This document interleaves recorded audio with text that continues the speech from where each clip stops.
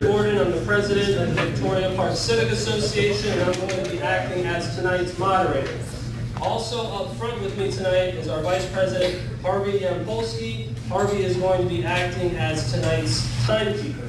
The purpose of tonight's candidates forum is for you to be able to get to know the mayoral and District 2 candidates ahead of the January 16th primary and the March 13th general election. Make sure to mark your calendars. We are going to be asking a number of detailed questions tonight that all relate in some way to Victoria Park. These questions should allow you to see where each candidate stands on the important issues to our neighborhood. I want to thank the Candidates Forum Committee, everyone who submitted questions for tonight's Candidates Forum, and to all of those of you who have joined us tonight. And obviously a special thanks to all of the candidates who are here. We have all 3 mayoral candidates and all 5 District 2 candidates. I'm going to quickly explain the format and the rules for tonight so that everything runs as smoothly as possible. Again, I will be the moderator, and I'm going to be asking all of the pre-selected questions from the pool of questions submitted by our VPCA members. The questions being asked tonight have not been shared with the candidates. In order to make it easier for everyone to hear the candidates' answers, when I've asked a question, we are going to have the candidates come to the microphone and speak in the microphone so that all of you can hear them tonight. Unless otherwise noted, the candidates will have 60 seconds to respond to our questions posed. Harvey will be using a green sheet of paper to indicate that the candidate can start their response, a yellow sheet to indicate they have 10 seconds left, and a red sheet to indicate that they are out of time. For those of you that have been to our general membership meetings, you know that the second someone is out of time, they will be cut off. So I want to make sure the candidates are familiar with that and are not surprised if they see me rushing up here at the expiration of their time. We're also going to be asking a few questions that are meant to elicit simple yes or no responses. However, if a candidate cannot answer with just a simple yes or no, they will be allowed to say, I need more time to explain my position, but they cannot explain their position in response to the yes or no question. We've asked the candidates to explain their questions later on when they have a full minute to do so. The order in which the candidates will be selected to respond has been predetermined and will change throughout the course of tonight in order to keep things lively and to not create an advantage or disadvantage for any one of our candidates up here tonight. Again, all 3 of our mayoral candidates are here with us tonight, as well as all 5 of our District 2 candidates. And with that, we're going to begin with candidate introductions. Those introductions are going to be limited to 30 seconds, and just so the candidates know, we're going in alphabetical order. So we're going to start with Bruce, and we're going to work our way down the table. Thank you and good evening. My name is Bruce Roberts. I'm the Vice Mayor of the City of Fort Lauderdale. I currently represent District 1 half for the past 9 years. Prior to that, I was your police chief for 6.5 years and worked on our police department for 35 years. I've lived in Fort Lauderdale since 1964. My father moved us down. I retired from the Air Force. 2 grades, our family here, our 2 children went to Carl Gibbons High School. I'm also a graduate of Carl Gibbons High School. My DNA is public service, and I'm here to ask for your vote on April 16th to be your next mayor. Thank you very much. Thank you, Bruce. Charlotte, you're up. Hello, I'm Charlotte Rodstrom. I am the former Vice Mayor and Commissioner of District 2, and I'm very delighted to be back here in Victoria Park to address you all this evening. I've lived in Fort Lauderdale for over 60 years. My son went to school here, and I feel very at home in Victoria Park. I lived on 17th Avenue for quite a while as well. So I'm happy to be here. I'm delighted to share some information with you tonight, and hope you can make a wise and great choice when you vote in January. Thank you. Thank you, Charlotte. Dean. Thank you, Andrew. Good evening, everybody. I'm Dean Trantalis. I'm your City Commissioner. Thank you. Good to see you all tonight. The reason why I'm running for mayor is because I think it's time to see real change in our community. I've been District 2 Commissioner for almost 8 years now, and I think that real change is needed. Let's work together and make that happen. Let's push back overdevelopment. Let's do something finally about homelessness. Let's make sure that the traffic and all of the needs that we need to deal with that impact on quality of life in our neighborhood. Let's work together and make that happen. I want to be your mayor. I'm Dean Trantalis. Thank you so much. Thank you, Dean. Tim. I think we have it out of order. Okay, we're going to go with Tim. Was that a test? fast did I pass? That's 10 seconds already. Yeah, stop the clock. My name is Tim Smith, and I was your city commissioner from 1997 to 2003. So I've been in this room a few times, and I recognize so many of your faces. I made the mistake when I bought my first home in '83 on the wrong side of Federal Highway over there. One of the few mistakes I made in this area, I think. My wife and I have been together for 40 years. We have one son, Timmy, and I look forward to getting back to work and taking care of problems that you guys have right here in Victoria Park. Thank you. Thanks, Tim. I apologize for the miscommunication. George, you're up. We're going to get back on track. Good evening, everyone. My name is George Castrotaro. I am originally from New York, but I've been in Fort Lauderdale for the past 15 years. I consider it my permanent home. I was an epidemiologist at the start of my career, and now I'm lucky enough to work as a lawyer. I own a small law firm here in town, and I'm committed to our city. I think that change is necessary, and I think candidates can talk a lot about change, but it takes a special candidate who can actually bring solutions to the table. And I believe I'm the person who can bring those solutions to our city, especially with our commission in a state of flux as it changes leadership. So please vote for me, gc4ftl.com. That's my website. I look forward to meeting you all, and I appreciate tonight's opportunity. Thanks, George. Chad. Good evening, thanks for being here. My name is Chad Maxey. I'm a 35-year-old West Point Army veteran. I served 10 years. I served in both Iraq and Afghanistan. I helped rebuild the infrastructure with USAID and State Department over there. Back home, I was actually with the Brightline train team. I helped finance and develop both the Fort Lauderdale stations, West Palm, and parts of the Miami station. I'm here today because I want to get back into service. I want to serve you as a community, and I hope to earn your trust. Thank you, Chad. Steve. Thank you. 35 years old, Chad, I hate you. Okay. My name is Steve Glassman. I'm running for District 2 Commissioner. Please read my card. 20 years as an activist in the neighborhood. That's why I'm happy to see so many of you here this evening. That's what I believe in. Everything on my platform is about quality of life for those that live here now. It's too long that we have seen a disconnect between the neighborhoods and the commission. Every time I go to meetings over the last several years, what the neighborhood wants, the commission does not do. And I am very upset about that. We'll talk about some of those issues later. Please check out my card. I'm hoping to have your support. It's very important that we stick up for our neighborhoods moving forward. Lots of pressure on Victoria Park right now. We have to maintain our quality of life, and I appreciate your vote on January 16th. And Chad, I still hate you. I love you. You first. Hello. My name is Lester Zalewski. I'm 61 years old. I've earned every one of those years. They haven't been easy. They taught me a lot. And I'd like to share some of that experience and knowledge with everybody here. Going forward, in Victoria Park, I lived here for 3 years when I first moved to Fort Lauderdale, which was in 1998. I understand the city very well. We're moving into a different direction. We need some new vision. I think I can provide that vision. My experience of world travel as well as service to my country has allowed me to see a viewpoint that's broad, that can be brought to use here in the city, and I think I'm going to do the job for you, and I'm going to work hard for you. Thank you. Thank you, Lester. I gotta say, I'm pretty surprised. Everyone kept it under 30 seconds. That's impressive. All right, our first question tonight is going to be a yes, no, or need more time to explain my position. Very simple question. Do you support the waived streetcar? Charlotte, you're first. No. Dean? No. Bruce? No. Lester? No. George? No. Steve? Emphatically no. Chad? No. Tim? No. Okay, thank you all. Our next question. What solutions would you propose to address congestion on Fort Lauderdale streets? Specifically, and that's important, specifically, how should we address the failing level of service on Sunrise Boulevard between Searstown and the Gateway Shopping Center? First up, Steve. Thank you. Well, I'd like to talk a little bit about the Sun Trolley and some of the alternative methods of transportation. I am a firm believer in public transportation, but we have not been smart about it.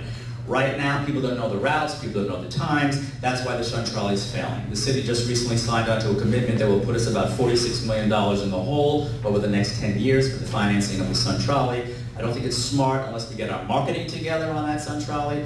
I am also in favor of a lot of alternative means of transportation, public transportation. That's why I'm not in favor of the wave. We have to look at autonomous vehicles. We have to use Uber and Lyft. There's so much coming down the pike in terms of public transportation. We need to be on the cutting edge. The wave, 20 years old, bad technology, and hundreds of millions of dollars over cost. Right now, we're looking at about $100 million a mile for the wave. We have to be smarter, and I want to talk about being smarter all night in everything we talk about. Every type of technology, every approach with crime, policing, everything I'm going to talk about tonight is why we need to be smarter. And on Sunrise, we need to be much smarter in terms of the development there and ensuring that people know how they can get public transportation. Thank you. Thank you, Steve. Next up, Tim. Sunrise Boulevard is a mess. We all know that. I asked the city manager about 6 months ago if he could fix Sunrise Boulevard. He said he didn't think so. I think he's wrong. I think he can. I think we need to separate that into two groups, the short-term fixes and the real long-term fixes. First off, how many people have been stopped, blocked in the box, where your light is green, but somebody's sitting in the middle of the intersection because they creep too far forward? That's called blocking the box. So we need to start giving people tickets that block the box. We need our police officers, our motormen, to be out in those intersections in rush hour, morning and evening. We have to look at the streets that are blocked along Sunrise Boulevard. I was responsible for blocking a lot of those, but I think at this point we should look maybe at one strategic street in each neighborhood to try to have a relief valve to get cars off the street.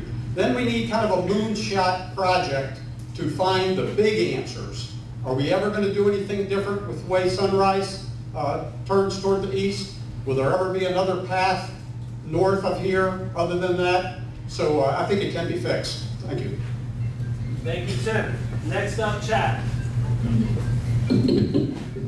So I actually live on the north side of Sunrise in Lake Ridge, and I can tell you that we can do simple fixes like synchronizing lights, and I assure you the lights are not synchronized on that road. And we also need to make sure that we're creating pedestrian walkways. I talked to a neighbor across Federal Highway. The post office is on our side of the road, and he literally has to drive to our side of the road because there's no walkways for him to get from one side of Federal to the other. We do need to look at intermodal systems. I'm against the wave streetcar, but I would be for a system that would go from the airport to the Seaport Convention Center up to downtown and to the beach, because that would take a lot of the traffic of the tourists off the road, and so that would leave us just to the residents. Thank you, Chad. Next up, Lester. The question was specifically the bottleneck that you basically experienced between Sears and the Galleria Mall. You have two transportation issues there. You have two major turnoff there. You need to identify who the user base is, and then once you identify who the user base is, you can go and look at solutions. Major transportation issues that can be done in the future would basically be some type of rail system that would go from all the way out west to possibly all the way out east. Right now, APDOT has plans, a major turnoff at where Sunrise goes in North Federal. I'm not sure I'm describing it right, but it's that big hub right before you get to the bridge where it all, well, that has a plan for it now, and we're going to have to decide whether we like it or not. But identifying the user base is the most important thing. Once you identify the user base, then you can look for solutions that will accommodate their needs. Thank you. Thank you, Lester. Next up, George. Just to start, I'm adamantly against taking dead ends and opening them up into streets. I think that takes our neighborhoods and devalues our property and injures our ability to sell our homes at a later point. But as far as the issue goes with Sunrise, there has been some research that's been done. There's a flyover concept which has been addressed. I think the bottom line is that we're a city where people drive, and we have to improve our roads so that people can actually drive them effectively. There are novel concepts that'll be out, like autonomous vehicles, like Uber and other things like that, that will sort of serve to take away the burden. But the reality of it is we have to do some physical changes to make our roads passable and to make them convenient. The other thing I'm very much against is continuing to take two-lane roads and turn them into one-lane roads, because all that does is take people and move them into our neighborhoods. more importantly, I think we have to tackle what our community needs through actually research. I mean, I think we need to do studies not just of traffic patterns, but of people's driving commutes, where they go, where they need to go, how long it takes them to get there, to better find out where our peak traffic times are and what we can actually do during those times to reduce traffic. Chad had some really good ideas about synchronizing our lights as well as addressing some of at a time. I'll share this one later. Thanks. Thank you, George. Next up, Dean. I think we all heard some very good ideas because we all understand how difficult it is to go up and down Sunrise Boulevard. I would tell you what I would not want to do. I do not want to open the neighborhoods. I don't want to move this up. I don't want to, is that better? Yes. Yeah, okay. I don't want to open up the neighborhood roads, especially in Victoria Park and Lake Ridge. They were done that way for a reason, and I think they were successful, and let's make sure that we can maintain the integrity of our neighborhoods. The flyover and the roundabout in front of the Gateway Theater, really, that's not going to happen. That would only frustrate more and more traffic.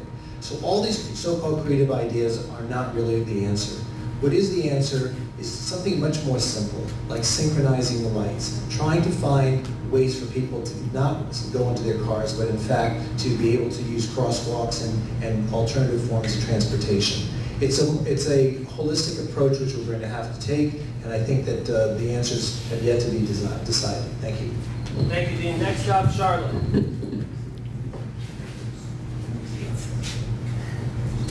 I'm going to take it from a totally different angle. I don't believe that you should be adding population and narrowing roads. I think that is what's causing our traffic. I think we have to be much more careful about which developments we approve and how many people we put on the streets in Fort Lauderdale.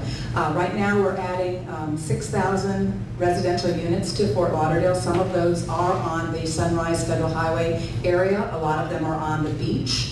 All that traffic is going to accumulate in the area of Sunrise Boulevard that you're talking about. I think we need to work strongly with the state to see what type of benefits that they can give us. You need a good lobby type of person. Myself would be great with the state to go ahead and network with the state and the county to try to get an improvement on the road. Synchronization of the lights also takes time with someone to come to the county and talk to the county about how that's working and how it's not. As you know, you do not have a county commissioner on the county commission from the city of Fort Lauderdale. So you have no representation on the county. So whoever becomes the mayor is going to have to work very closely with the county and the state to improve our roads and alleviate our traffic. And no, I do not want to close the, I want to leave the neighborhoods closed. Thank you, Charlotte. Bruce.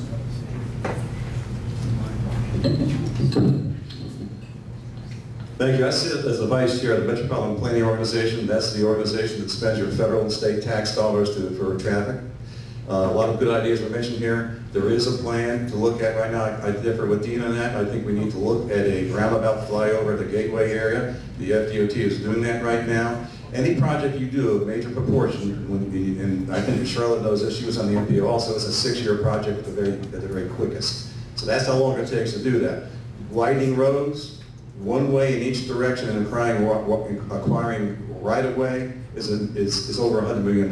That's not going to happen. So alternative means of transportation, multimodal transportation is an answer to that. Pedestrian safety and bicycle safety is an answer to that. No cut-through traffic through the neighborhoods, I agree with that one too. I think what we did on the north of here in the Lake Ridge area was a crime prevention tool. It worked, and we need to keep it that way too.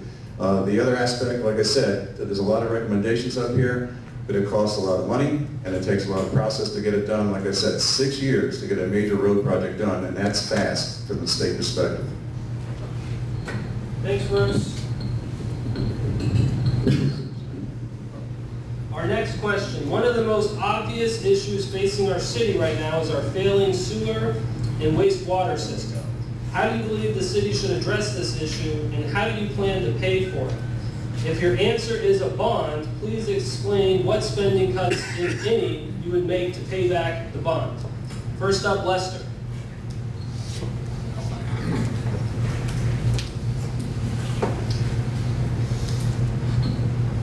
That was a long question.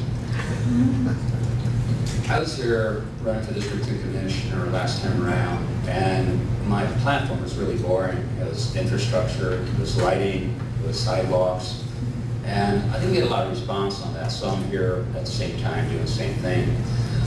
The first thing is you have to basically map the sewer system. Believe it or not, the city doesn't actually know where all the sewer systems pipes are.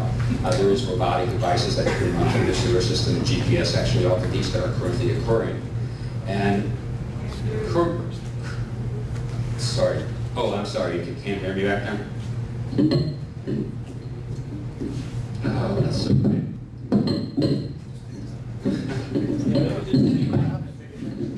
Okay, how's that? I think my time is over.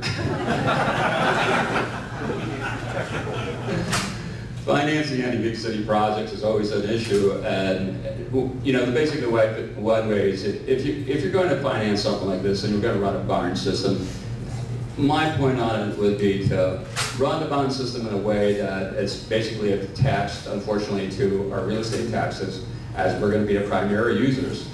Sales taxes are going to go up, hopefully from the state, but maybe some of that money will come back our way. But the whole point is to make sure that that bond gets paid off in a very specific period. Thank you very much. Thank you, Leslie. Next up, George. My previous career was in public health, and in public health I learned that you have to respond to crises in a triage form. You have to tackle the issues that are most severe first and move to the issues that are less severe later. We have to look at our wastewater, our sewage systems in the same way. We have to triage them. We have to tackle the critical issues first and deal with the other issues later. We have the funds to do it. We're redirecting them right now. We're literally taking the money from our water bill, which is supposed to be used to improve our infrastructure, and we're using it for other city purposes. That's crazy. We should be using that money for its intended purpose, and we should be doing so in a methodical manner designed to address the problem, and again, that crisis kind of response. I am a public health person, and I see this as a public health emergency. I don't know if any of you got the letter that I got a couple of months ago that said, by the way, your drinking water was contaminated with carcinogen. FYI, it was 3 weeks ago. You already drank it. It's too late to do anything about it. I mean, it was crazy. And I think we really need to be a lot more proactive and a lot more aggressive in tackling this issue. And I don't think it needs to cost a lot more money to address. I think we can use the resources we're already paying. Thank you, George. Next up, Chad.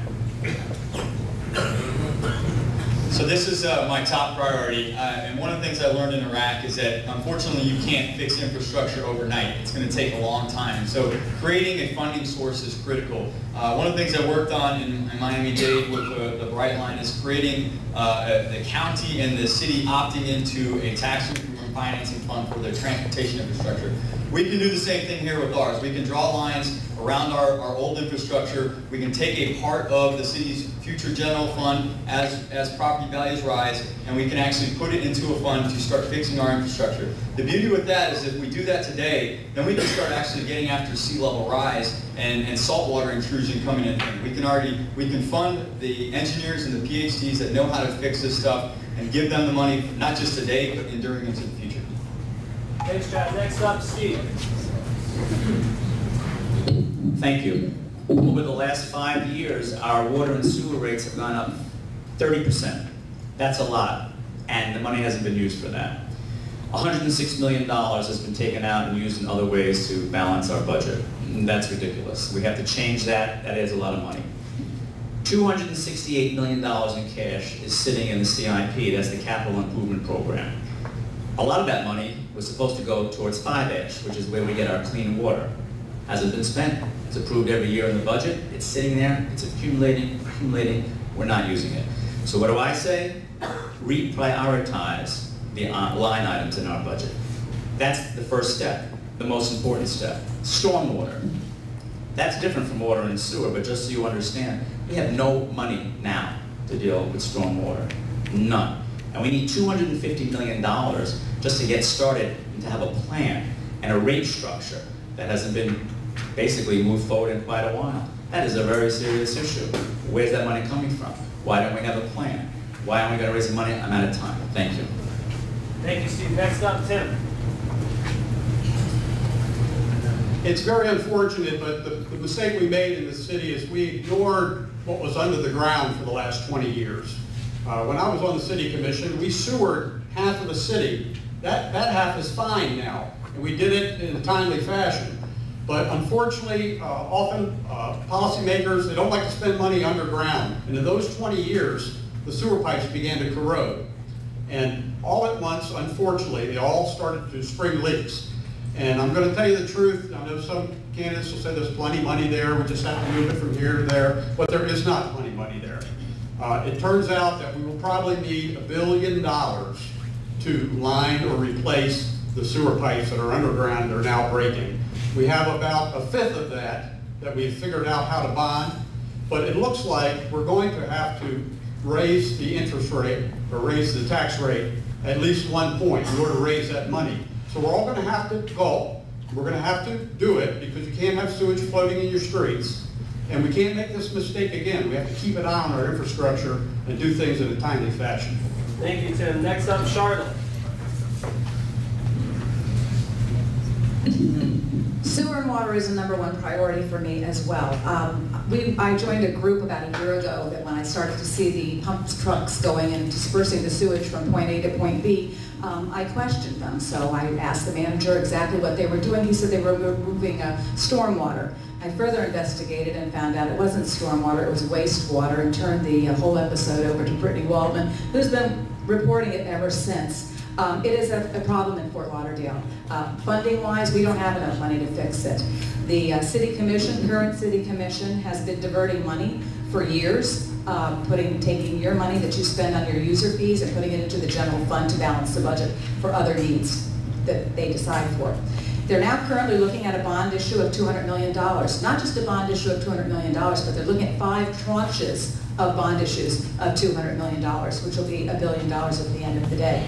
That is unacceptable to me. I say stop diverting the money, keep the money that you're paying for in the fund to repair and replace the needed infrastructure that we need to do going forward. Thank you. Thank you, Charlotte. Next up, Bruce.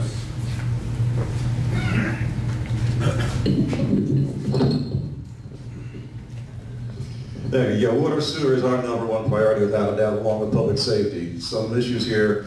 I have the Budget Advisory Board meeting in August going into this current fiscal year. I tried to get our commission to back off from the ROI aspect of it, didn't get any support. I also tried to get the commission to maybe raise interim tax rate ad valorem to address this issue. I didn't get any support for that. So as your mayor, I will go ahead and do that. The other thing I want to mention is I put our city manager, city attorney on probation for 6 months to make sure we address these issues. We did have the money, we weren't putting the product out the door. If you go on our website, you'll see the Go Big, Go Fast products. That's addressing our top priorities, which are underway right now. As a matter of fact, the main line that carries 30% of the sewage to the Lowmeyer treatment plant that goes from the northwest across the river and into Tarpon River, that's being tested right now to go back online. That carries 30% of the sewage in the city of Fort Lauderdale. That's where those trucks will go away. Any major project that is done, that's why those trucks are needed. Be able to get that truck so that it maintains those lines, so there's going to be redundancy in those lines.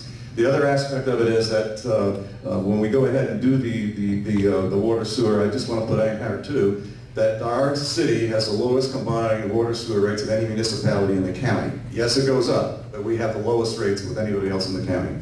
There's a lot more time needed for that particular topic. Fair enough. Next up, Dean. $250,000 a day. Has anyone heard that number before? That's what we're paying to truck this sewage from one side of the city to the next. Why is that? Because the city manager and the commission in the past years have been diverting more than between $16 and $20 million a year out of the very water bill that you people pay and I pay every single month for purposes that have nothing to do with water and sewer. This is exactly how we got into this problem. And when we brought it to the attention of the commission and the city manager this year, I was completely ignored. I voted against the budget because we were faced with broken pipes, sewage running in the streets, down our lawns. We had over 20 million gallons worth of sewage flowing in our streets this past year. It's disgusting. How are we going to pay for this? Well, certainly we're going to start paying for this by digging into our reserve fund that we have accumulated to start at least attending to the immediate needs. But let's tighten our belts. Let's stop taxing people. Let's stop raising our water rates. Let's start using the money where it was intended and not for ways that we didn't want it to use in the beginning. So thank you. That's how I think we should do it. Thank you, Dean.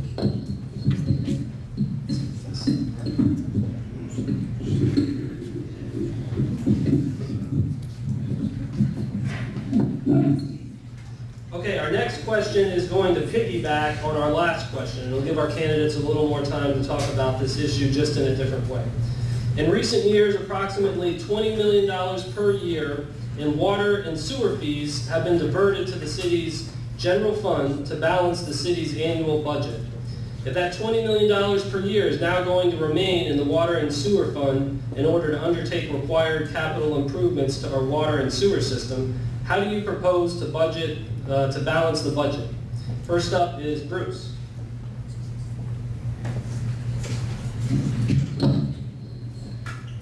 We sort of hand this to each other instead of putting it back there and putting everybody's ears at going crazy like that. So, yeah, as I indicated earlier, I tried to stop the ROI, didn't get that support. The ROI that we had this year, which was 16 to 20 million, is over a little bit more than half the bill in your tax ad valorem rate.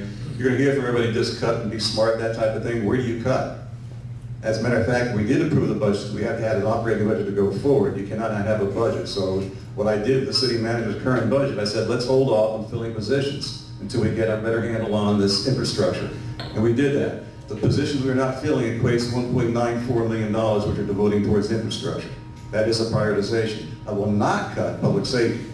That's when we got into this office together. We, during the Great Recession 9 years ago, we made a lot of savings, a lot of cuts, postponed a lot of things we had to do as a city, just like you had to do in your households. But we did not cut public safety. As a matter of fact, we added to public safety, and I'm sure that will be a question related to that later on, so I won't go on about that. But dealing with the infrastructure issue, it is absolutely a #1 priority. We hired a manager to oversee the current projects going on to address our top priorities, and that manager will oversee the program that'll be based on and modeled after the successful Waterworks 2011 program that somebody else just alluded to before, where we spent $700 million in capital infrastructure investment in those years. So we're following the project, we have a plan, and all those lines and pipes will be, and they're in the process of being, mapped out so we know where they're at. Thank you. Bruce, next up, Dean.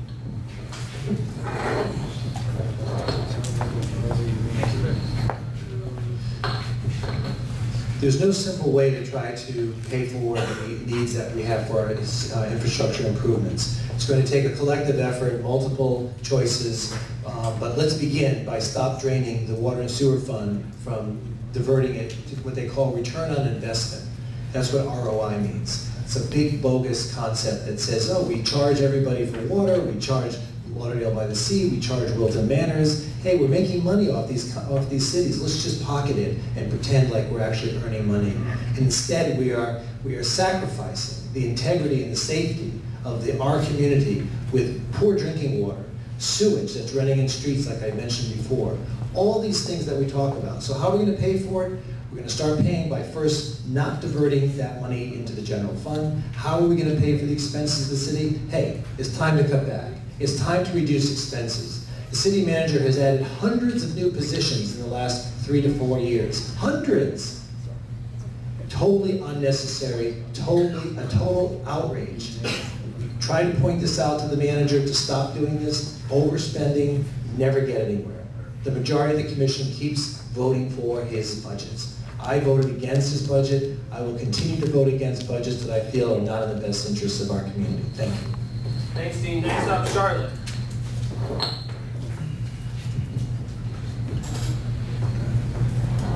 I think we need to cut expenses, and one of the largest expenses that we have in the city of Fort Lauderdale are the police and fire and the employees. As much as Bruce and Dean would like to say that they think we should do certain things, the manager has been getting a 3% raise every year since he started. That equivalents 21% increase in pay. I don't know anywhere where you can get that kind of a benefit. As much as Dean would like to say that he has voted against the budget, it was only this year. So for the last 8 or so years that he's been on the commission, and the last 9 that Bruce has been on the commission, they have been approving the budget and every single thing that the manager has put on that agenda. So if you want the truth, that's the truth. To go ahead and find out where we're going to get the money, yes, we have to stop diverting the funds. Of course, that goes without saying. I think we need a complete forensic audit of all the city's financials, of all the departments, and I think we need to drill down on where the waste is to find out how we can better serve you and your tax dollars. Thank you. Thank you, Charlotte. Next up, Steve. Thank you. The studies are in, and this is the bad news. $1.4 billion needed for water and sewer, and $1 billion needed for stormwater. So that's $2.4 billion. As I mentioned when I first addressed this issue before, yes, we can start by using the fees assessed for water and sewer, but then we're going to have to take a hard look at $2.4 billion. I believe the millage rate has been kept the same all these years as a strategy to be able to say, we've never raised your millage rate. But meanwhile, our assessments have gone up, so many people have paid more taxes. In other words, the millage rate might have remained the same, but more monies were collected and not used for the right thing. So we might have to take a hard look, and it might not be easy to look at the millage rate after all these years. Obviously, there are also user fees that we could look at. And that's just the reality of it. I mean, I don't know how you can spend that kind of money without raising it. We all have a budget. It's not rocket science. You have to have money coming in and money going out, and hopefully you're able to deal with all of your issues. I'm sorry, I'm out of time. Thanks, Steve. Next up, Tim. Steve is correct. The news is rather bleak on how much money we're going to have to raise over the next decade or so, but we can do it and we'll get through it. When I left in 2003, the all-funds budget was $335 million. This past year, I believe it was $750 million. So somewhere along the way, in about 15 years, the city is spending twice as much, and I don't think we're getting twice as much for our money. I think we're going to have to put the city on a diet. We used to change our cars out about once every 8 or 9 years, the public service cars and the code enforcement cars. I think we change them out now in 5 or 6. We're going to have to go back to something different. I understand there's a project now in the city attorney's office where a renovation will cost nearly $1 million to renovate her office. We need to stop that. We need to go on an austerity program. We need to admit to ourselves that we probably should have been raising the taxes a little bit in the last 15 years, and we haven't. So we're going to have to take a goal. We're going to have to raise some more money, and we're going to have to quit spending like drunken sailors at City Hall, and then we'll get through it. Thanks, Tim. Next up, Chad. So I believe in actually serving you, and so when I've been walking and knocking on doors, I've knocked on over 500 doors. This is the #1 issue, and what that means to me is it needs to be a city priority, and we need to make sure that we are funding it and dedicating funds. The description of the financing mechanism of ensuring that it's basically part of the millage. You take a portion of the general fund and make it part of the millage, just focused on infrastructure. The good thing is that will continue to rise as natural property values rise. And so we can leverage that and we can help finance that. I am a finance guy and I understand that we can do those things. And the other thing is when we're actually ripping up the streets, we should be replacing not just the sewer line, but we should work the water line and look at burying the power lines as well. Let's synchronize this so that we're not ripping up the streets 3 different times, and when we pave it, let's pave it in a way that we're improving our traffic systems. Thanks, Chad. Next up, Lester.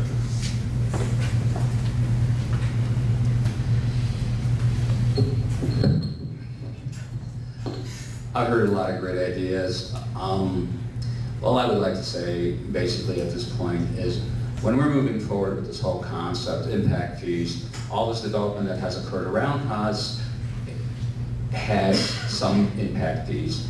If they were to simply address the sewer lines right in front of them, that would be a big plus right in that immediate area, and it would come directly out of that development. But most of these developments run their lines up to the sewer, and that's where they stop. And they run up to the city providing the water, and that's where they stop. It's a minor thing, but it's a little bit off of our payroll.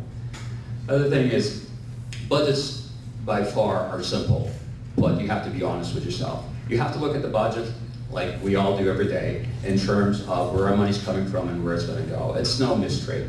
Reserves are reserves. They're basically there for expenses that are going to occur, and we know the infrastructure is failing, and that money should be there. Well, that money is not there. So basically, honesty in terms of budgeting, and at one time that money is going to be used. Now, going forward, that's the past. The money's not there. We're going to have to fund this somehow.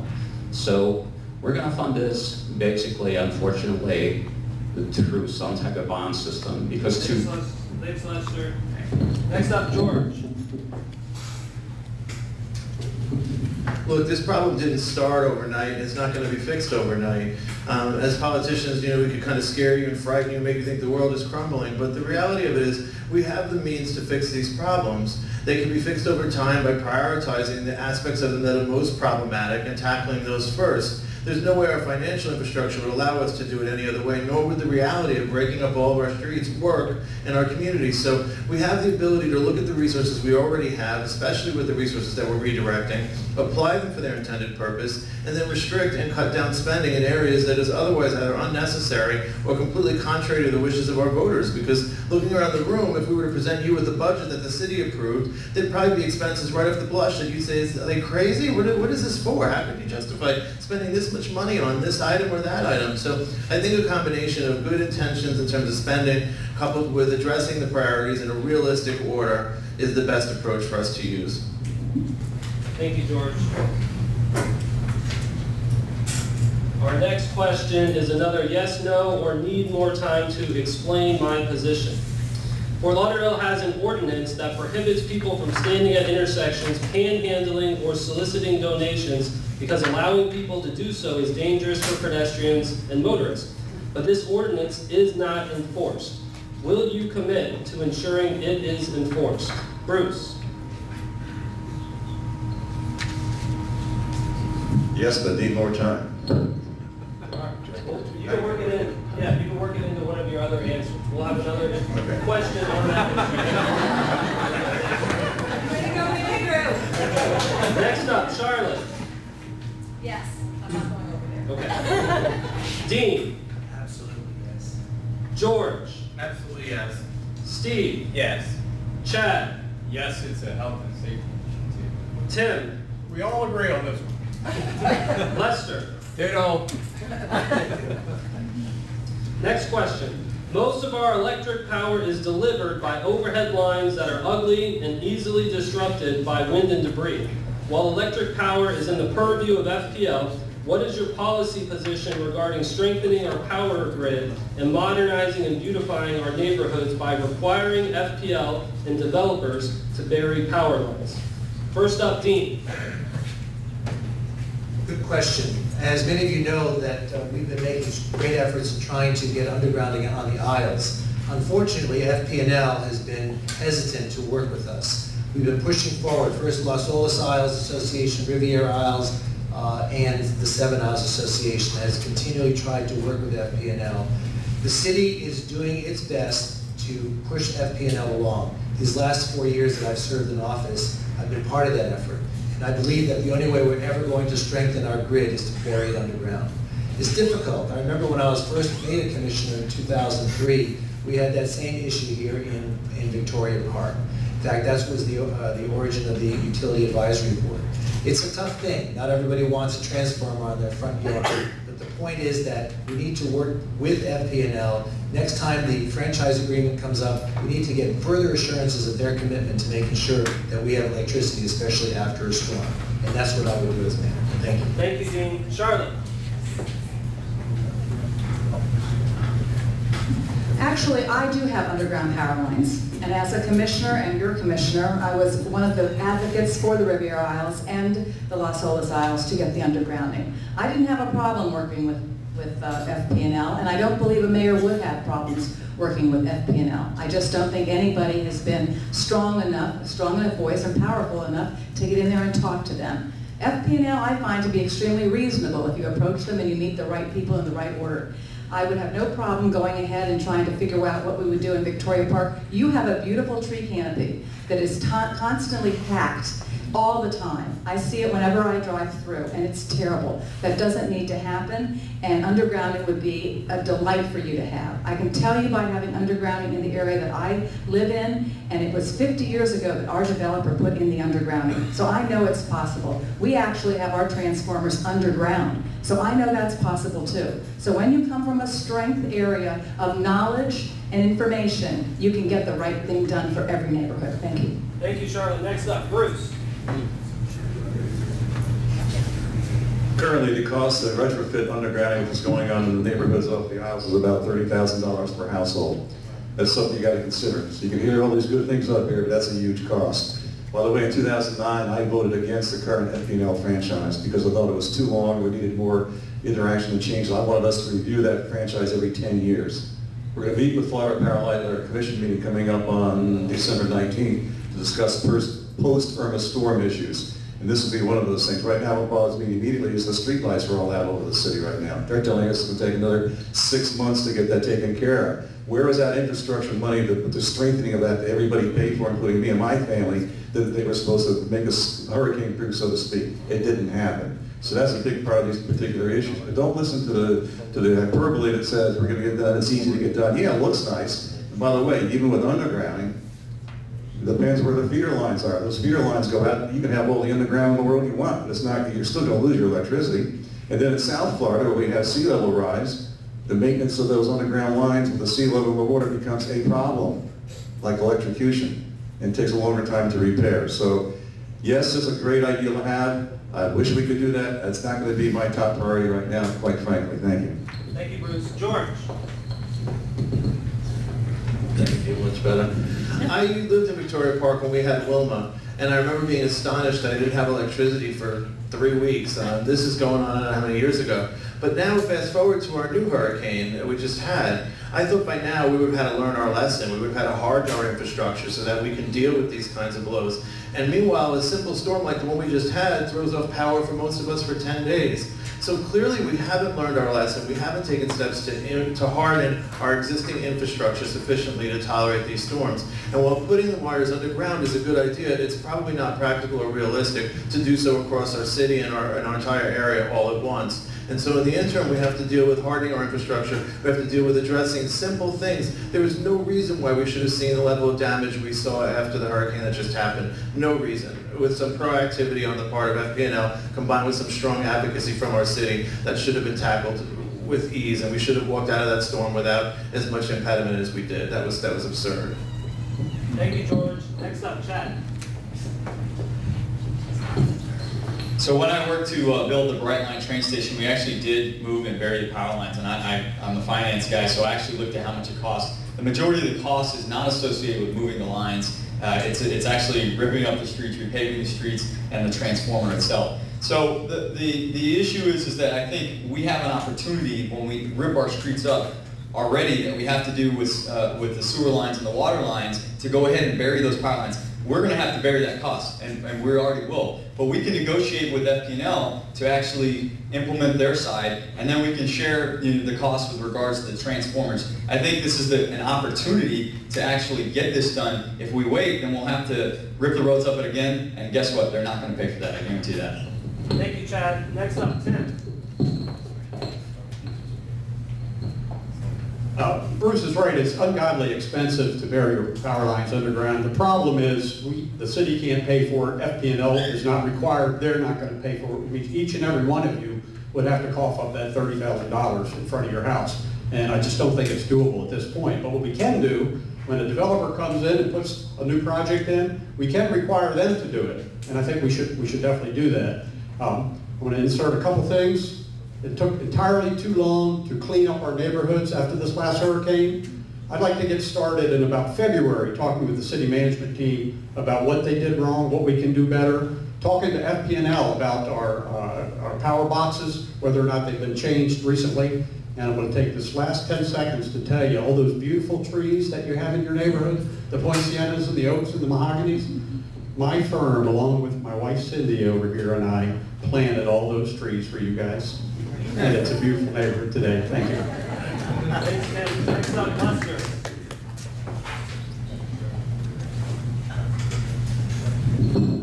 In regards to FP&L, a lot of developers currently are taking that step. They're basically paying FP&L to bury the power line right in front of their building because they don't want their $500,000, $1 million residents to be looking out their windows and looking at these bad lines. But getting to a real basic thing, contracts. The city has a lot of multi-million-dollar contracts, and the first stop you want to do is review that contract very, very closely. In that contract, there will be provisions for upkeeping, but we're talking about burying lines. The burying lines will happen, but it'll happen incrementally. Maybe it won't happen within our lifetimes, but it certainly can happen incrementally in new locations and in locations where the power goes down. Right now, what we have as a problem in terms of electricity is not so much that they're not buried. Suppose we have a lot of wooden poles bending over.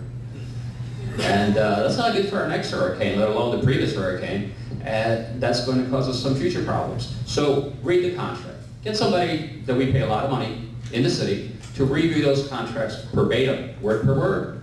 Our city attorney mixed around, well, forget about the attorney, just the whole city department is $1 million department of the legal firm. Thanks, Lester. Steve, you're up.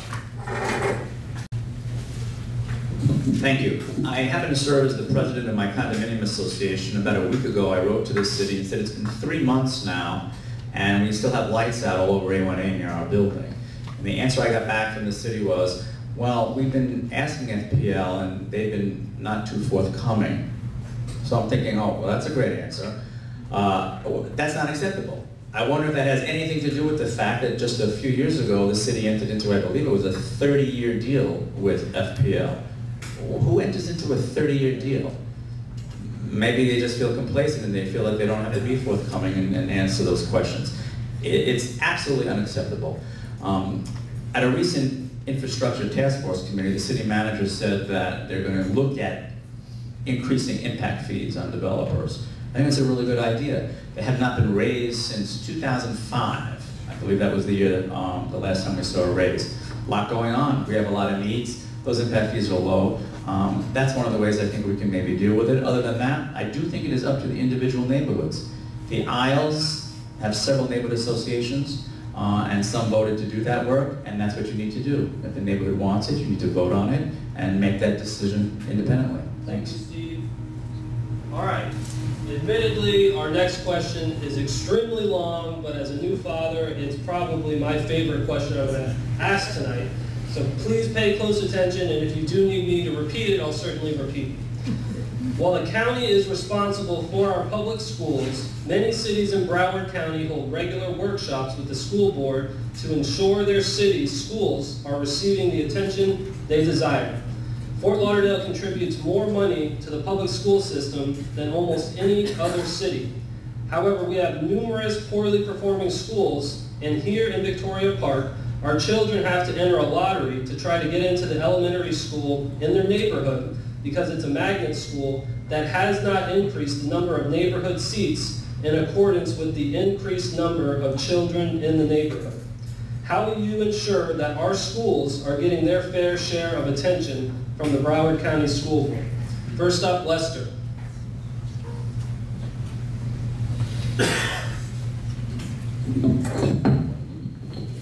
There seems to be a disconnect between Broward County and Fort Lauderdale as a city. Fort Lauderdale is the seat of the county. I don't think Broward County knows that.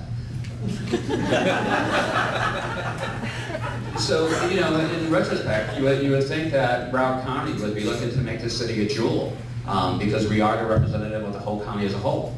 In terms of education, obviously, nationwide, this is a dilemma with public school systems. Charter schools are beginning to prop up all over the place. But I believe in public school systems, and I also believe in competition in terms of private schools, and which occurs right here in your very neighborhood. So the question is, what do we do going forward? We have to aggressively, very aggressively, petition the county. Now, whether we have our legal department do that, or whether we have a committee do that, the whole point is the communication has to start, but not on the same level that it is. It has to be taken up several notches. And we have to remind the county they can't basically take all the money from Fort Lauderdale and move it west. Thank you, Lester. Next up, Dean.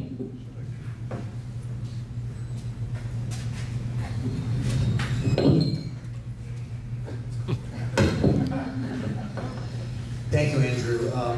While the city per se doesn't necessarily get involved in the actual curriculum and administration of the schools, this issue did come up in our community not too long ago, about 3 years ago. That's how I got to know you, Andrew, and Carrie. And we had an issue with Virginia Schumann Young. And I'm proud to say that we were able to work together and be able to tell Virginia Schumann Young it's time to open up the doors to the folks here in Victoria Park. Too many children were being sent to Walker Elementary, which was an F school. there were so many opportunities for the people, the families, the children in our community here to be able to share in a good quality education in other schools. And we didn't. We had other schools like Harbordale, for example, where we're able to send children over there and to share in the opportunities that they have for our young kids. So yes, I think a commissioner does have a role, and I think we did share together in making that happen, and I want to thank you all for being there for me and together, and we were able to finally find a solution for that. So yes, that does serve as a purpose for here as a commissioner. Thank you. Thank you, Dean. Next up, Steve. No. Years ago, when the west part of the county was booming, the east, meaning us, did a lot of the subsidizing of those schools. Well, guess what? Our neighborhoods now are growing, and those neighborhoods are shrinking. So it's time that we got the attention of the Broward County School Board. I want to clarify something Lester said. It's not Broward County, it's Broward County School Board. That's a different entity than the county itself. But we have to make sure that we get our fair share. We have about 7% of the student population in Broward County schools, and we have 40% of the family schools. There's something wrong there. And as Andrew said, we are a huge donor city. Our problem is I have been watching and attending city commission meetings for almost 20 years. I don't think I've ever heard education mentioned. That's the beginning. I was a teacher for almost 20 years. I know that education is important. How are we going to attract young families to neighborhoods like Victoria Park when the first thing they know is if they move into the city, they're going to have to send their children to private schools? That's very costly.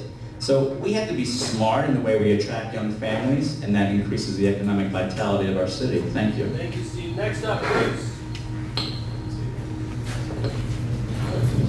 Actually, we had a success rate in my district with Bayview Elementary School. The over-enrollment was occurring there too. Working with the parents in particular, and then with the PTA to a certain degree, and really writing letters on their behalf to the school board to have that fixed. We were successful in that regard.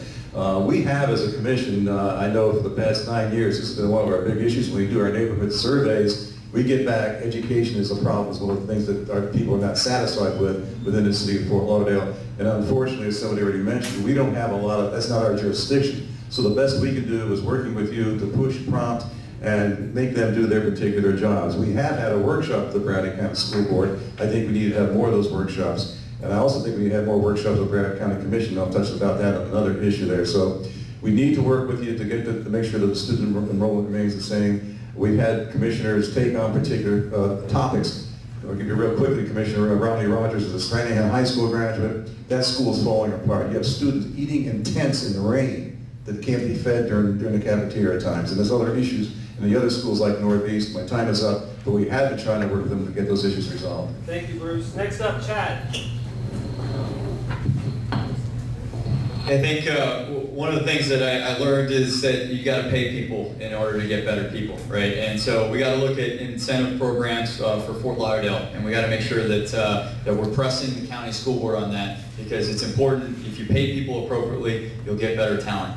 The other thing is I do recruiting for West Point around the local high schools, Fort Lauderdale and Cardinal Gibbons. We need to focus on STEM programs, science, technology, engineering, math. This is where we can lead. And we have some great marine biology programs locally at local colleges, but you know, I'd like to see some coastal resilience engineering programs be inserted into, and so that we can train up our high school students to become college graduates locally, and then go right into the workforce, addressing our sea level rise problem here that's going to affect our community over the next 20, 30, and for the foreseeable future.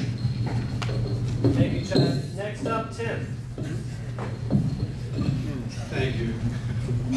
First off, Andrew, you have to get your kid in Virginia Schumann Young if you haven't done that yet. Our son went there, and it's a tremendous school.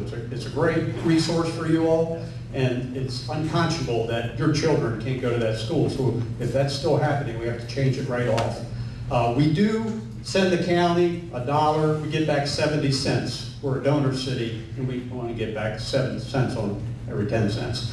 But I think on this thing, on this particular issue, we are going to have to play hardball with the county and the school board, and you have a really good template to do that, because one of your own, gentleman standing over here, Dan Lewis, many years ago, joined a lawsuit with Mary Furtick, an education activist, and they sued Broward County because Fort Lauderdale High School was falling apart, and it was so substandard to Weston and all these other high schools. And if you didn't win that suit, and you won, I believe, $50 million upgrade to Fort Lauderdale High School, so it may be time for us to play hardball and get what we deserve. Thank you, Tim. George?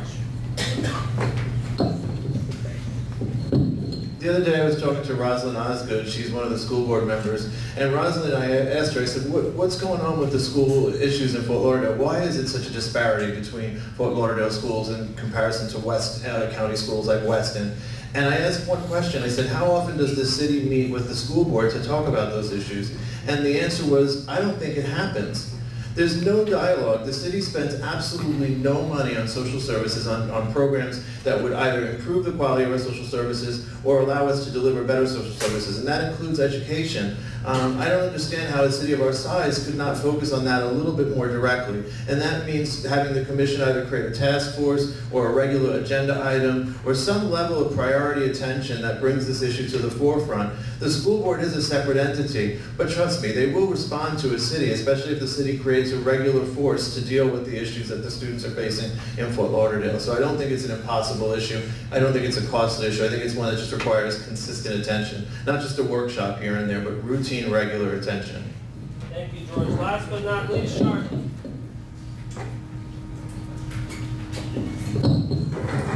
I've been waiting for a question like this. I'm a product of public school. I went to Harvardale, and yes, I attended the dilapidated Stranahan High School and graduated with Romney Rogers. There is a huge problem in Fort Lauderdale, and not in Broward County, but in Fort Lauderdale specifically with the education system that we have. When I was a commissioner, we had a liaison that came from the Broward County School Board that sat in on every single meeting when we approved a development to make sure that the amount of seats that we are going to be approving in the development match the amount of seats they needed at the school. That hasn't happened since I left. I've attended several meetings with the workshops with the school board to check and see exactly what's going on there. We need a liaison, a person specifically dedicated to sitting in on those school board meetings and bringing back the money and the information that we need as commissioners to make decisions. If the liaison is not able to do that, then your mayor or your commissioner needs to be an advocate and sit in on those meetings. It's very important. One of the reasons why people don't move to a community like Fort Lauderdale is the jobs, the affordability, and the education of their children. To have families move here and have families get their children educated is extremely important. Thank you. Thank you, Charlotte. Our next question is a yes, no, or need more time to explain my position. Very simple question. Do you support license plate readers as a means to reduce crime? Lester? Yes. George? Yes. Chad? Yes. Steve? Yes, and facial recognition, Tim? body cameras. I don't know about the facial recognition, but yes on the agreement. Charlotte? Yes. Bruce? Yes. Dean? And body cameras, yes. Next question. While crime is down in Victoria Park year over year, our neighborhood still continues to see more car break-ins and residential burglaries than are acceptable.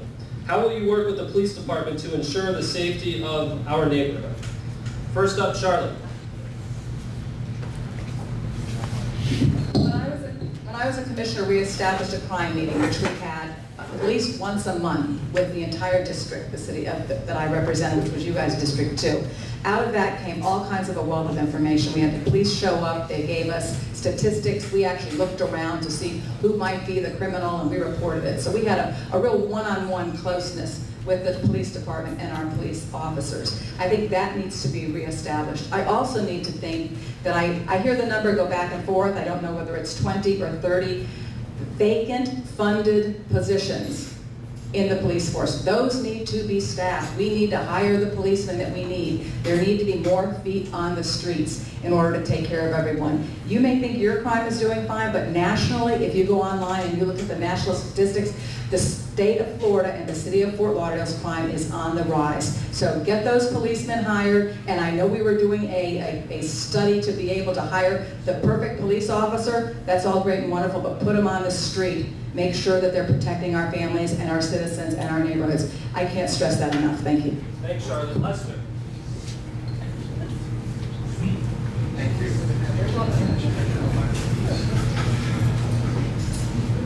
think I would start with getting a mandate for the police officers and maybe putting it on the cars, which means protect and serve. So the police understood that they're here to protect us and they're here to serve us. And I do believe that they believe that, but sometimes it's not that apparent. The thing that I would really emphasize would be neighborhood policing. This is where you actually pull the policeman out of the car and he gets to know the neighborhood and he also gets to know the individuals. This is difficult when you have a smaller staff than maybe we require, but at the same time, as we discussed, our budget is getting really huge. And where are we going to find the money to staff additional policemen? So maybe it's going to get to the point where things like the surveillance of license plates will help immensely. Modern technologists might have to step into this and at the same time bring the policemen back onto the neighborhood so they know who you are, you know who they are.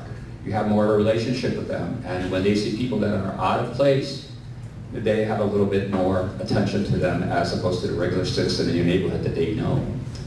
So hopefully, way more neighborhood police officers. Thanks, Lester. Chad.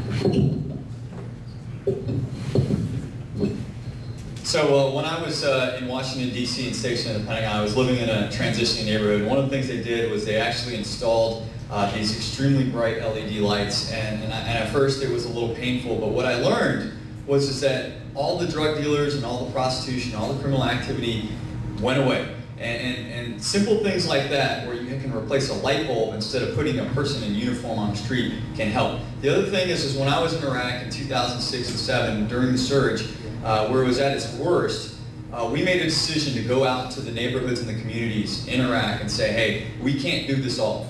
The men in uniform cannot police your city without your help. And so we made that decision to do that, and we drastically changed things overnight. And we committed to them that we would be there for them. And so I'd like to work together with this community and other communities to strengthen the bond of the neighborhood watch programs with the police department and make sure that they're responsive to actually neighborhoods so that they can actually address the issue. Thanks, Chad. Next up, George. This question is why I'm running. I live in Lake Ridge. I work on Flagler Village. In the last year, my vehicle was stolen from my office and drove around the city of Fort Lauderdale for 2 hours at speeds of excess of 100 miles an hour, unabated. The police didn't even know that it was going on. When I called the police for help, it took them 45 minutes to arrive, and that was only after I called in a special favor to get somebody to come out. That's inexcusable. I'm not attacking our police department. There probably is an abundantly good number of reasons why they weren't there, but the reality of it is I needed them, and I needed help, and there was nobody there. My home was burglarized this year as well. My garage primarily was stolen. So I don't need statistics to tell me that the number of burglaries and the number of robberies is increasing. We've got to deal with our police directly. We have to address what their priorities are, and if they're not the right priorities, we have to help shift them. We have to look at community policing, and we have to look at how our neighborhoods are organized. We could strengthen so many things. Just think if one person saw my car traveling at 120 miles an hour and called 911 an hour or two before, it would have stopped that from happening. It would have been an easy step. We can do that together. Thanks, George. Next up, Dean. I sympathize with you, George. I don't think there's anybody in this room that hasn't been a victim of crime. Community policing, it's always the answer. Eyes and ears on the street. Knowing that our police officers are watching us up and down the streets. I see them sometimes, but often I don't see them at all. It's very important that we focus on that because public safety is number one for any community. I think it's important that we also recognize the importance to protect ourselves. How many of you have alarms in your homes and how many of you activate them, right? I see a spattering of hands.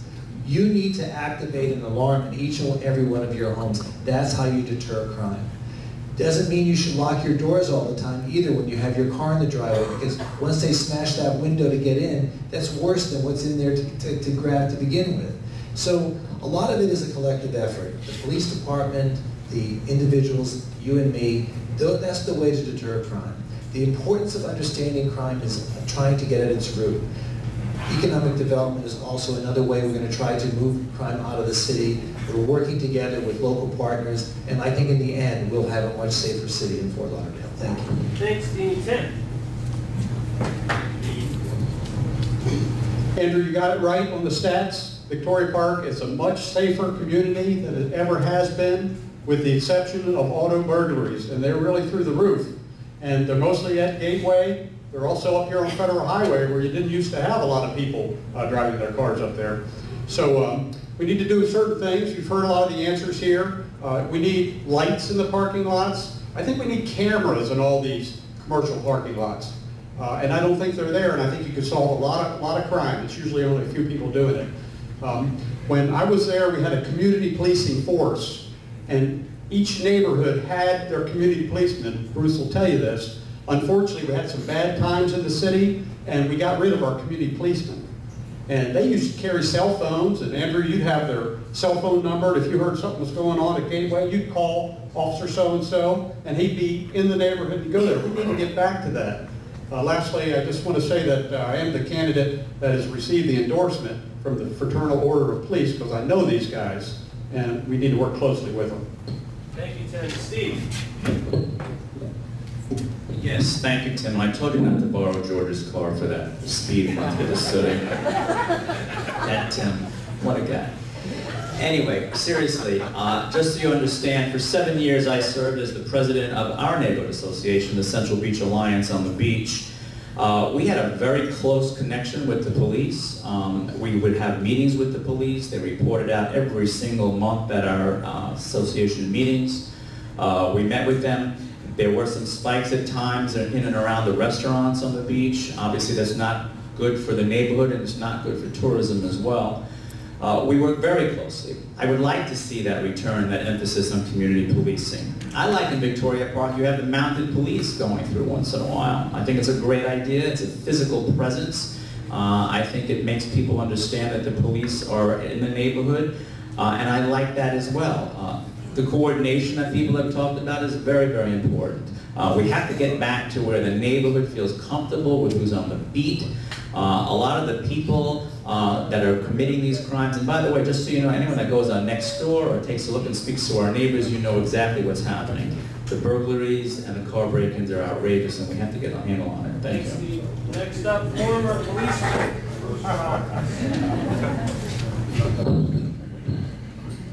Thank you. I think we need to give a hand to our police officers. There's some are standing back there right now in little capacity, but they do a great job. When I became police chief, we went into the community policing. We're doing that in a little bit of a different manner right now with neighborhood teams, NAT teams that come to your meetings and they do the stats and they tell you what's going on in the neighborhoods. That's still going on. Bouncing back and forth here, again, when I was a police chief, we had the lowest crime rates in the city of Fort Lauderdale since keeping track of crimes in UCR in 2003 and 2007. Chief Adderley, my successor, broke that record. I think that's a great record. So it shows we are trending down. But getting back to certain problematic ones, it's touched on by a lot of the individuals spoke here, and it's true. It's a team effort. That's what community policing is. It's a partnership with the community and a trust to get things down. Car breaks that we're dealing with right now, 73% are from unlocked cars. Help us. Lock your cars. Don't put those things in plain sight because they're going to get stolen like a purse or a laptop or a gun. That's what's going on out there. We need to work together. And the old adage, or actually it's a newer adage since terrorism's here, if you see something, say something, don't be afraid to call. And I could go on a lot more of that. So anyway, thank you. You need more time. I do need more time. I'd love sometime to come back and discuss about community policing with everybody in the future too. Thank you. Okay, next question. Most of us have experienced aggressive panhandling and the frustration of not being able to utilize public resources such as Stranahan Park and the main library because these public spaces have become de facto homeless shelters. How do you believe the city should address our homeless issue in order to ensure public safety and accessibility to all public spaces? First up, Chad.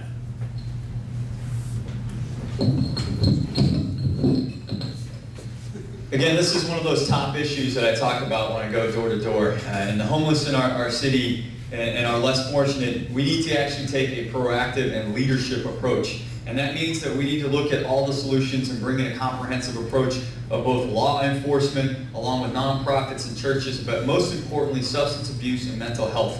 And we need to work together as a group because it is tearing apart our communities, and we need to be able to get our spaces back. And so I want to make sure that we have a comprehensive approach to this, and I also want to to exploit success that other organizations have already had. But I go back to what are the top priorities for the city, and are we funding those priorities? And I will tell you that we're not doing enough to fund the priorities both on one side with the law enforcement, but also on the other side with substance abuse and mental health. Next up, Steve. Thank you. This is a very serious issue for neighborhoods like Victoria Park and all around the city. I don't believe the county is doing enough, and I don't believe the city is doing enough to put pressure on the county to provide those services. Yes, these are human beings that we're talking about, but some don't want to be helped. Some do want to be helped. I think part of our problem is we have ordinances on the books in the city of Fort Lauderdale, we're just not enforcing them. And I'm having a difficult situation understanding why we don't enforce them. You know, Fort Lauderdale, we have the jail. Sometimes you find the homeless get arrested and they're put in the jail, and then when they're released, where are they? Are they in Cooper City or Coral Springs or Parkland? No, they're in Fort Lauderdale. So I don't think the rest of the county is stepping up to do the things that are necessary to make sure that the city of Fort Lauderdale is not shouldering the entire burden of the homeless situation. And you know, this is not a situation that's just unique to Fort Lauderdale. All across the country, cities are dealing with homelessness issues. So let us try and not reinvent the wheel, and let us see what the best practices are. I read articles all the time, and we're not learning from what's working in other cities. Thanks, Steve. Next up, George. I spent most of my life working in social services and public health, and what I realized in that capacity is that there are homeless people who want to be homeless, and there are other homeless people who want to not be homeless. And for those that don't want to be homeless, there has to be resources and infrastructure to help tackle that issue. I'm not saying the city needs to pay for it, the county certainly isn't, but somewhere along the way there has to be social service programs that target these individuals and take them off of our streets. I think this is a worthwhile moment to just give an applause for our church here, who actively has a homeless ministry and provides service to the very community that we're talking about. I think that we can do something about the homeless problem if we take a look specifically at the core issues, substance abuse and mental health disorders. And I think if we improve the services that are delivered in that capacity, the effect will be to improve the homeless challenge that we're facing. Beyond that, I think that we have to take a very, very hard look at what resources the county is spending and how they spend them on this issue, and try to prioritize them in a manner that benefits the citizens of Fort Lauderdale and not the broader county. Thank you, George. Next up, Lester.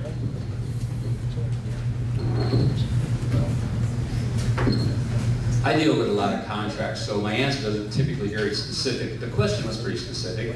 We had two locations in the question, if I'm not mistaken. One was the public library, and the second was Holiday Park, correct? Stranahan Park. Well, it's the public library and Stranahan Park are one and the same. And this has been going for 10 years now, and I could get into the minutiae of the details of how to resolve it, but basically, the law is being broken. Enforce the law. Now, if you want to get into what to do with these people in social services, I had the same discussion a few days ago. The Broward Homeless Center is 1.8 miles away from there. The reason those people are there is because charities are bringing food there and distributing there. But the main reason that they're there is because the government feels that it's impolite and politically incorrect to address that issue. So your multi-million-dollar library that's there to service children, elderly, the people that really need that library. We have college-level computer education going on there. And my position was simply this: pose this to anyone that goes to the library. Would you send your child there by themselves? And my answer would be no. Would I send my grandmother or my granddad over there? And my answer would be no. Now I go to that public library, and I go by that public library, and this has been going on for 10 years. And this is in regards to Broward, and this time I'll try to distinguish it. It's Broward County as opposed to the Broward School Board. Everybody's moved off the city land onto Broward County land. Thank you, Lester. Next up, Tim. Thank you. We're doing a much better job with the homeless population than we used to. I know some older friends here that probably remember Tent City downtown, which was 2-acre lot of murder and mayhem. So we finally built the Homeless Assistance Center on Sunrise, and about 80% of the homeless population can go there because they're willing to get sober, work on their problems, and find some help. We have about 20% of the population that either doesn't want help, have such a substance abuse problem, or so mentally ill that they just cannot work into that system. So we boil them back down into the downtown, Stranahan Park, and the library. The city then went in and they planted a beautiful, beautiful garden in Stranahan Park, gorgeous. So thick and tropical that the homeless can't get in there. So now they're boiled down to the main library, and they really have taken it over. I asked all my colleagues to meet me there 3 Sundays ago to clean it up. 4 of them came along with me. When we got there, the county was there, pressure cleaning, scrubbing. They had heard we were coming. So we need to keep attention on that because it's totally unacceptable. Thanks, Tim. Next up, Bruce.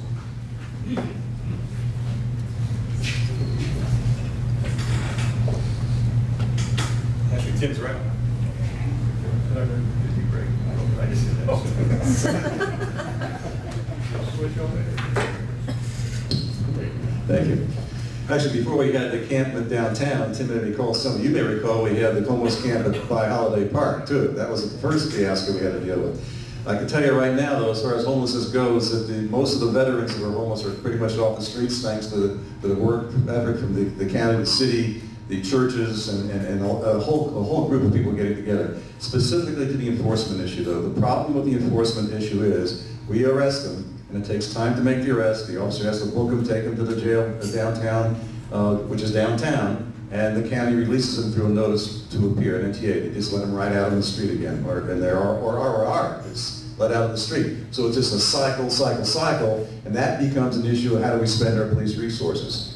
We talked about, George talked about his car being stolen, spinning around for an hour type of thing. Well, if the police officer is spending their time arresting a homeless individual, we want to be able, that's not the priority as it relates to more serious crime, therefore less attention gets done to it. But it should be a priority. Every part of our city has that issue, and I plan to work with the county in the future. One of those things we want to do is be able to have quarterly meetings with the county to address this issue and try to open up the stockade to be a social service center, processing center for the homeless. Thank you, Bruce. Next up, Charlotte. And perfect timing, County Commissioner Chip LaMarca. I think the city and the county need to work better together and play better together.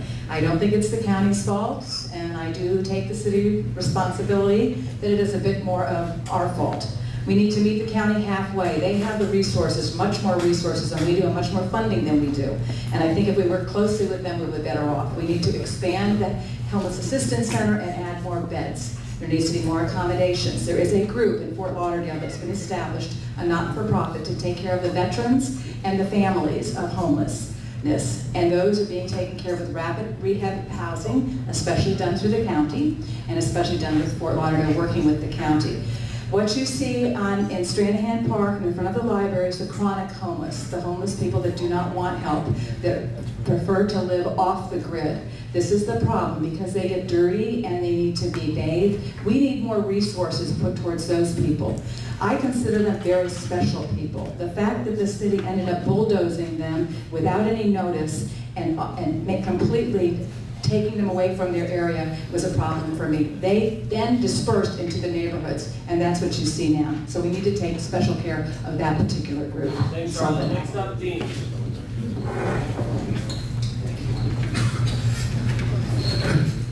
Thank you, Andrew. We have a problem here in Holiday Park. We have a problem in Stranahan Park. The problem is everywhere in the city and throughout the county.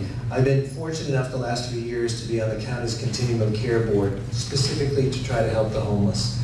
And for those that don't think that the county puts itself out, they spend millions of dollars to try to help the homeless. The city of Fort Lauderdale doesn't.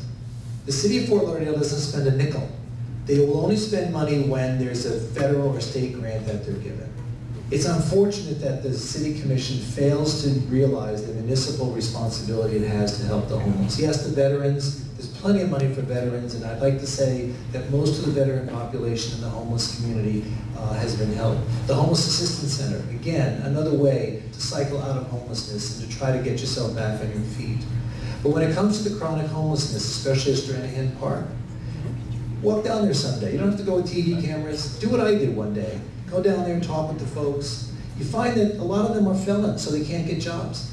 You find that a lot of them want to get ahead, but they don't look like you and me. So the problem is a lot more endemic and a lot more complex. But I think that the city does have a responsibility, and I think that bulldozing them out of their park is not the answer, and it was a sin when we arrested Arnold Abbott. And let's try to work together and be more humane in our answers. Thank you. Okay, our next question is another yes, no, or need more time to explain my position. Do you believe that there should be a freeze on development east of US 1? Tim? Yes. Lester? Yes. Steve? No. The question is, it's a yes, no, or need more time to explain my position. Do you believe there should be a freeze on development east of US 1? How long? How long is the freeze? That's the question. Steve, I didn't get your answer. No. No. George? No. Chad? No. Dean? No. Bruce? No. Charlotte? I need more time to answer that question. Fair enough. We're running tight on time, so our last question is going to be a pretty simple question. Give us your vision of Fort Lauderdale. Assuming you are elected, where do you see Fort Lauderdale in 3 years at the end of your first term? And we're going to do this one in 45 seconds or less. First up, Charlotte.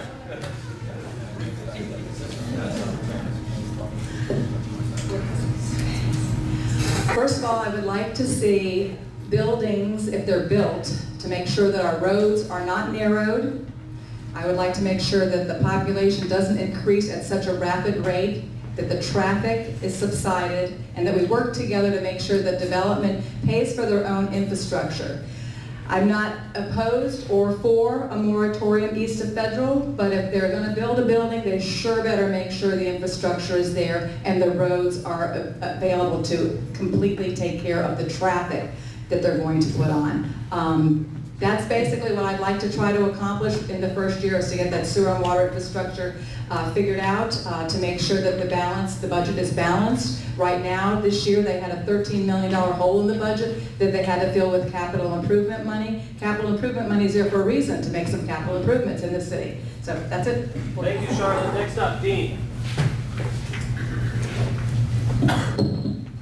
Thank you very much for having me here tonight. I really appreciate being part of this. Hey, we have a great community. We have a great city. We're a tourist destination. Marine industry is thriving.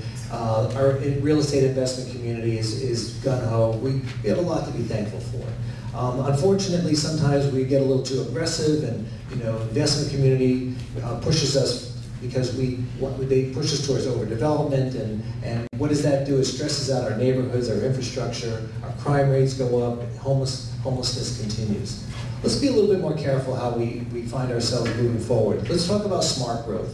Let's talk about working with our infrastructure and trying to get a handle on that. And let's make sure that our streets are safe and that our community is as clean and as welcoming as we'd like it to be. Because I know we have a great community. I want to be part of that community again, and I want to be your mayor. Thank you so much. Thank you, Dean. Next up, Bruce.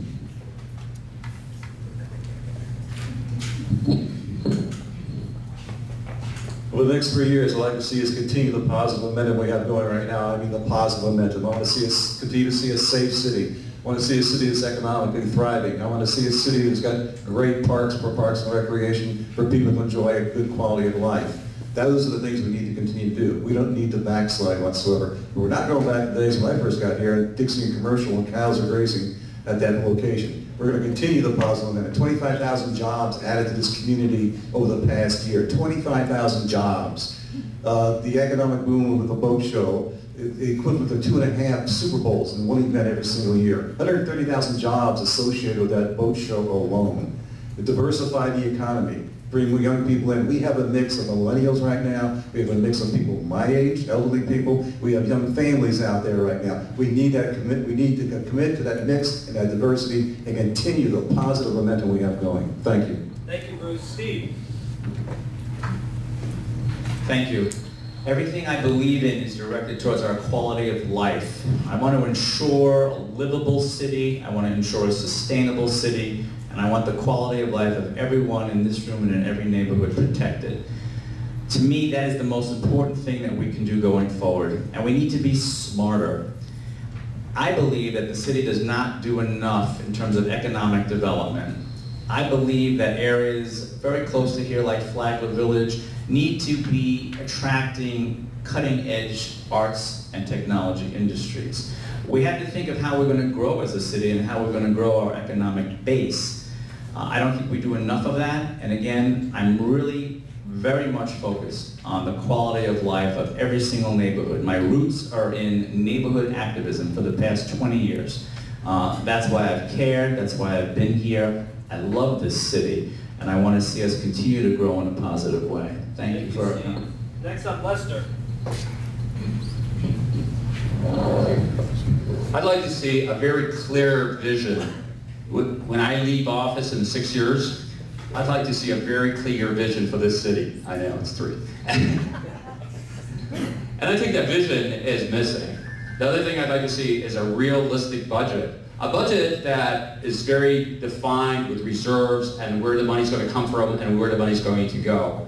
I'd like to see a very thorough review going forward in terms of development. I'm for development. I'm just not for development without any direction. The only direction we have to develop right now is zoning, and zoning's been around for a really long time. So if you want to know what the vision of the Fort Lauderdale development is, look at your zoning map, and that's what it is. So a very clear vision, controlled development, and definitely a very clear budget, and how the money's going to be used and where it's going to come from. Thanks, Lester. Next up, Chad. I moved to the city because of that potential and our unique diversity. And I know I have a lot of new ideas, and some of them may need to be nuanced. But I know that if we don't lead and act now, and we sit back, we're going to have the same problems that we have with our current infrastructure. We can't afford to have that. We have sea level rise coming, and it's coming soon. And we got to be able to lead and act now as our commissioners. I was at an association meeting, and they had 75% of things approval of what they wanted to do in their community. And they felt like they needed to hire a lobbyist in order to get what they needed done through the city.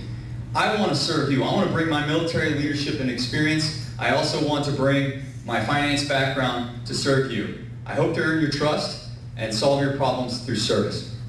Thank you, Chad. Next up, Tim. I want to clarify my last answer about the freezing development. East of the Intercoastal, the beach, I think it's time for us to take a pause there and see what we're going to do next down there so we don't overbuild it. I love Fort Lauderdale. I came here with my wife in 1979, and boy, has this become a better town. And I hope to die here, just not anytime soon. I'm going to take my last 20 seconds and show you what kind of crazy things can be done when you're working with a group like Victoria Park. You guys needed a grocery store here, and you didn't have one. Now you have 5. But when you said I need a grocery store, I was a commissioner, and you said, get us a grocery store. So this is what you did with me. We went out to the empty lot with Publix grocery bags. We took this picture to Lakeland, to Publix, and said, we want a Publix. Some of you all are in this picture. And Publix said, well, no thank you. But Winn-Dixie came. Publix followed, Fresh Market, Toonies. You have all the grocery stores you need now. Thank you for letting us come tonight. Thank you, Tim. Next up, George.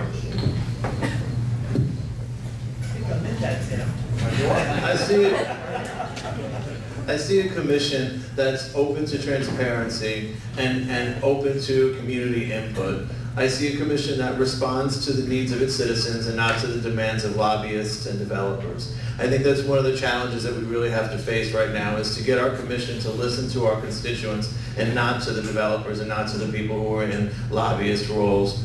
I see us tackling aggressively the traffic problem. I see us tackling aggressively the infrastructure issues. I see us tackling aggressively the community service issues like social services and schools. All of these things can happen. 3 years is a short time frame, but it is a time frame where you can accomplish a lot. I see a commission that's focused on an agenda that doesn't take until 3:30 in the morning to be addressed. I see a commission that... That's crazy, 3:30 in the morning. What is that? 4:30, 4 o'clock. I see myself as your commissioner, and I see myself leading you in a direction that will make this city a better place. Thank you. Great, thank you, George. Well, that wraps up our candidates forum. I hope you found it useful and informative.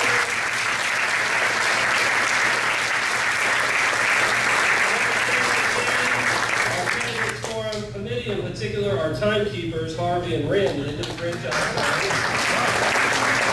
All the candidates who showed up tonight, again, every single candidate running for our mayoral race in District 2 is here. Thank you for coming out. And for all of you who must have had at least 100+ people here, so thanks for coming out. Don't forget to vote. The primary is January 16th, so mark your calendar, and the general election is March 13th. Thanks again for coming out.